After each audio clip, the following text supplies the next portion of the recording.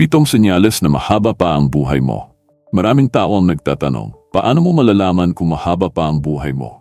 May mga nagsasabi na nasa genes daw yan. May iba naman naniniwala na nasa lifestyle, sa mindset at sa pang-araw-araw na desisyon. Pero ang totoo, hindi ito isang sikreto na walang palatandaan. Ang katawan natin, pati na ang ugali natin, ay nagbibigay ng mga senyales kung gaano kalusog ang ating sistema at kung gaano katagal ang kaya nitong itagal.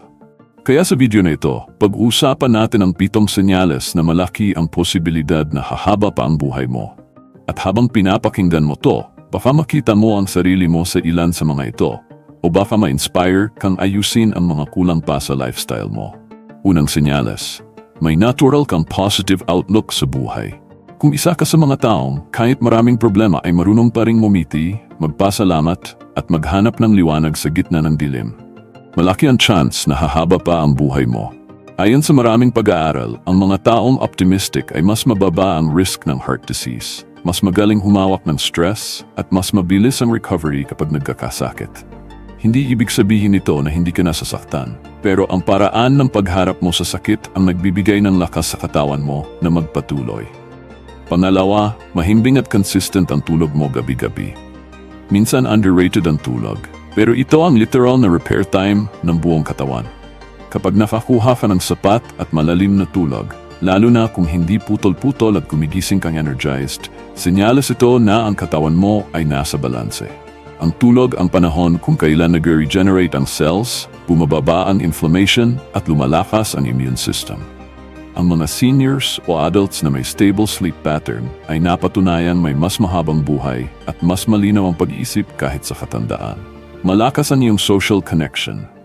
Hindi ito tungkol sa dami ng friends mo sa Facebook, kundi sa tunay na relasyon sa pamilya, kaibigan o komunidad. Ang mga tao may support system, kahit isa lang na mapagkatiwala ang kausap, ay mas emotionally stable, mas mababa ang chance ng depression, at mas lumalakas ang katawan sa gitna ng krisis. Ipinapakita rin sa mga pag-aaral na ang mga taong socially active ay mas mababa ang risk ng dementia at mas humahaba ang lifespan kumpara sa mga laging nag-iisa. Pang-apat, may aktibong lifestyle ka kahit hindi ka gym goer. Hindi kailangan ng mamahaling equipment o membership para maging active. Kung ikaw ay laging naglalakad, naglilinis ng bahay, nag-alagagang halamanan o laging gumagalaw, senyales to na gumagana ang puso, baga at mga kasukasuan mo sa maayos na paraan. Ang simpleng 30 minutes ng daily movement ay sapat na para pababayin ang risk ng stroke, heart attack at type 2 diabetes. Ang katawan na laging ginagamit ay katawan na tumatagal. Panglima, maayos ang digestion at regular ang pagdumi. Isa ito sa pinaka-honest signs ng good health. Kung hindi ka bloated, hindi ka hirap dumumi, at hindi rin sobra-sobra ang diarrhea mo, ibig sabihin ito na ang digestive system mo ay nasa ayos. Tandaan, 70% ng immune system ay nasa bituka. Kapag healthy ang gut, healthy ang buong katawan. At kapag madumi ang loob, literal at figuratively, mas mabilis ang aging process. Kaya kung regular ka sa pagdumi, hindi masakit ang tiyan, at nakakain ka na maayos, malaki ang chance na humaba pa ang buhay mo.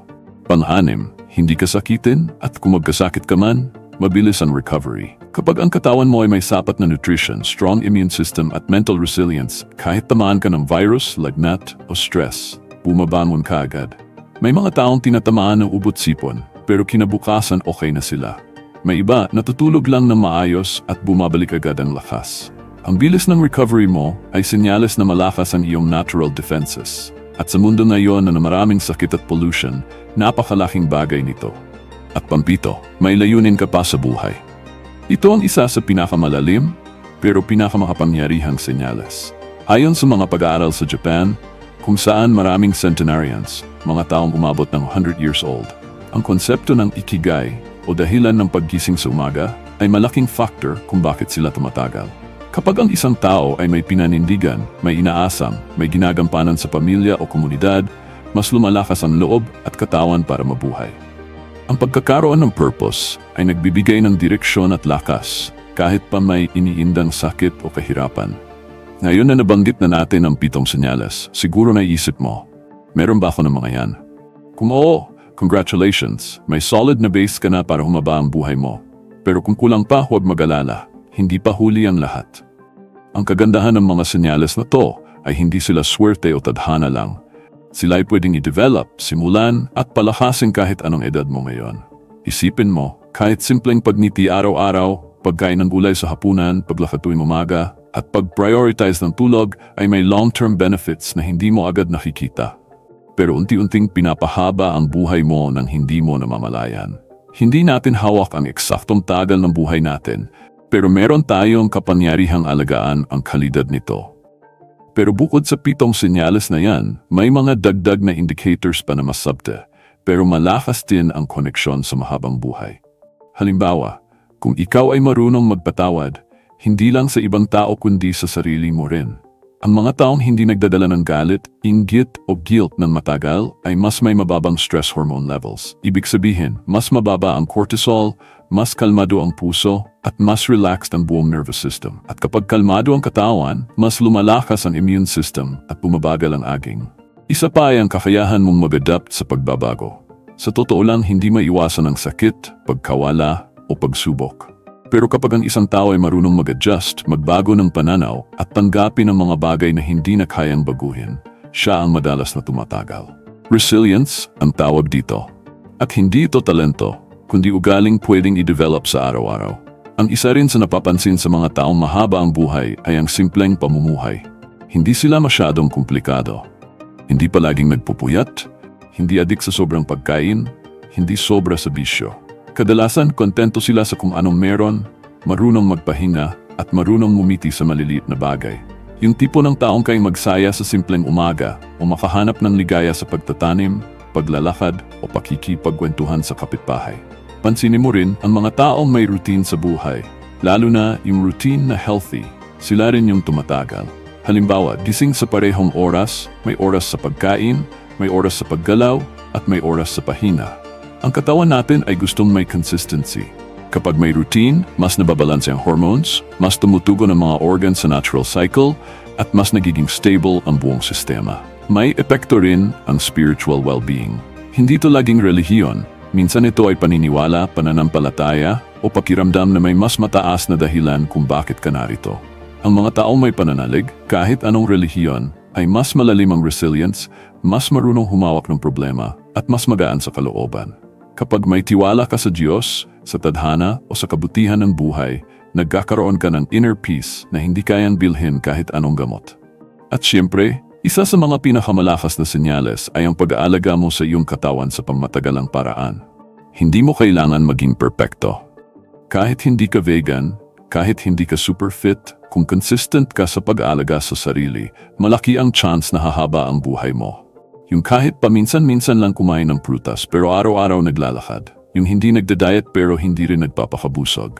Yung umiinom ng tubig kaysa soft drinks.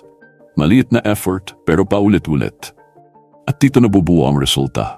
Tandaan natin, hindi lang dami ng tao ng sukatan ng mahaba ang buhay, kundi yung kalidad ng bawat araw. Yung kahit 70 ka na pero alerto pa, malakas pa ang tuhod, malinaw pa ang isip, at masaya ka pa rin makipagbiruan sa mga apo. Yan ang tunay na mahaba ang buhay, hindi lang sa oras, kundi sa sigla at saysay.